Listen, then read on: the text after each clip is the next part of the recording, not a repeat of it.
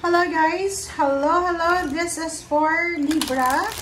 Welcome Libra dito sa aking channel, Kapalaran 888. Welcome! Alamin natin kung anong messages, vibration, gabay, energy para sa lahat ng Libra. Okay, so this is for the next 2 weeks. So from August 16 until 31 of 2025. Number 9 and number 17, which is 8. Libra. Phoenix. Wow.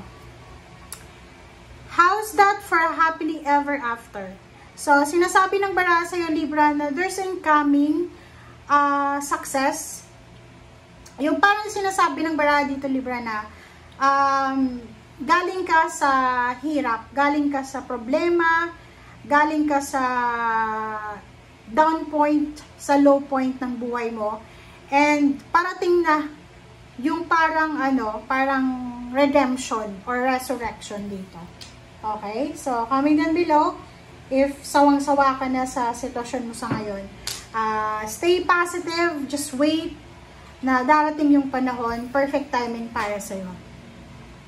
17 flower, be honest with yourself. So, sinasabi ng baraha, second card natin, kailangan mo daw maging honest, magpakatotoo ka sa sarili mo, Libra.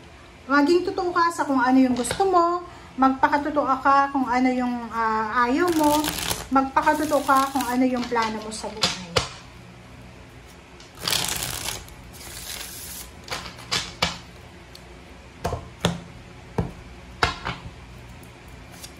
Okay, temperance. O, dito siya. So, doon sa mga Libra na parang pagod na kayo sa buhay nyo, like for example, kasi 4 of Cups to, yung parang pagod ka na maghintay sa pagbabago ng buhay emosyon mo, sinasabi ng baraha sa'yo na huwag kang mag-alala kasi lahat ng sakit, galit, hinanakit, lahat ng problema, lahat ng pagsubok na pinagdaanan mo or pinagdadaanan mo sa ngayon ay matatapos na yan. Okay? So, you need to be patient.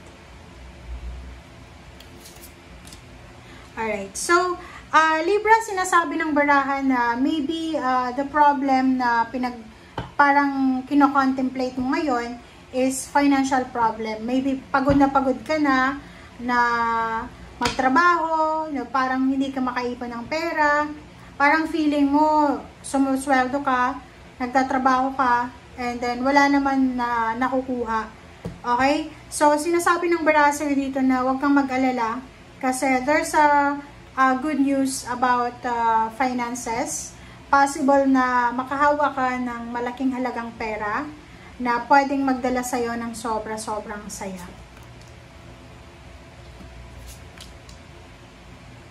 Okay.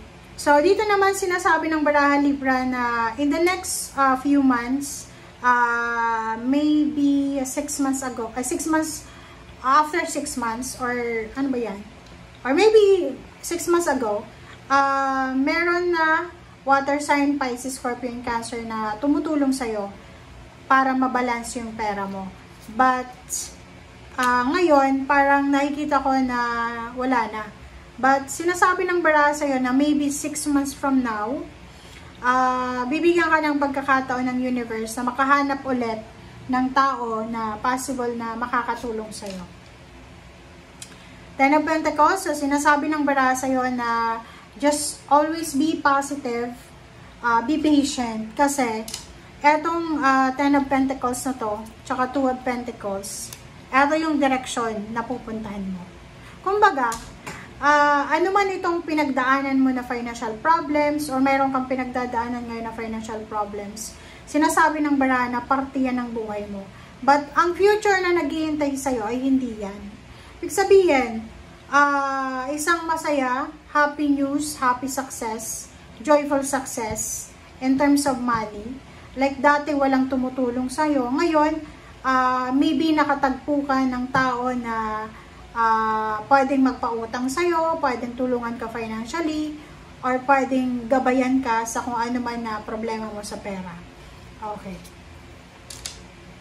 Ace of Swords and 2 of Wands. So, congratulations sa lahat ng Libra. Kasi kayo ay posibleng nag-apply kayo ng trabaho. Or maybe may trabaho ka na pero parang nag-a-apply ka ng mas mataas na sweldo or nag-a-apply ka sa sana magkaroon ng mataas na posisyon. Posibleng makatagpo ka ng isang tao na matutulungan ka sa ganyang klaseng problema mo. Makakatanggap ka din ng good news. This is maybe job offer.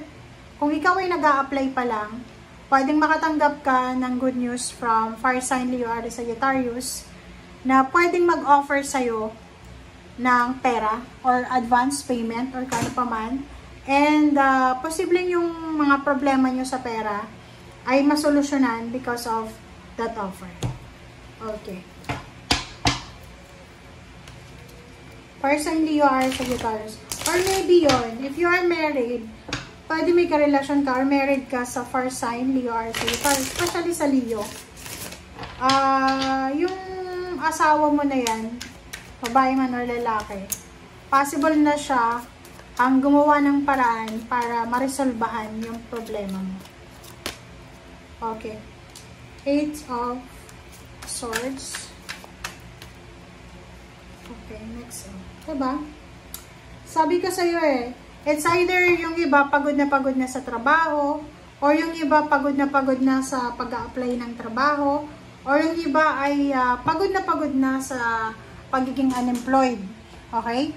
So, sinasabi ng bara sa'yo dito na wag kang masyadong mag-alala. Kasi yun nga, halimbawa, kung ano yung past mo ay hindi siya yung magdi-determine ng future mo. Eto, na Nine of Swords. For example, ngayon, masyado kang worried para sa finances mo. Hindi ibig sabihin yan na yan na talaga, palagi ka nang magiging worried.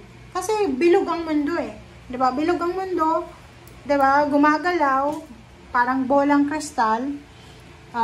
Life is ball daw diba? So, wag ka dapat mawala ng pag-asa. Kasi yung future mo, sinasabi dito na sobrang promising yung future mo. Tingnan mo to. Isang pagkakataon sa buhay mo na ibibigay ang universe na makahawa ka ng malaking halagang pera na pwedeng magdala sa'yo ng sobrang happiness. Dito naman, may mga financial help, may mga tao na willing kang tulungan, gabayan. Like for example, kung manalo ka sa loto or manalo ka sa isang palaro na may involved na money, may mga tao dyan na pwedeng makatulong sa'yo kung paano mo hawakan yung pera mo. And yung iba sa inyo na parang feeling suffocated na sa trabaho, negosyo, or kung ano man source of income, magpahinga kayo. Okay? Be honest with yourself. Kung masaya ka, masaya. Kung malungkot, malungkot. Kung pagod, pagod. Kailangan i-honor mo yung emotion mo.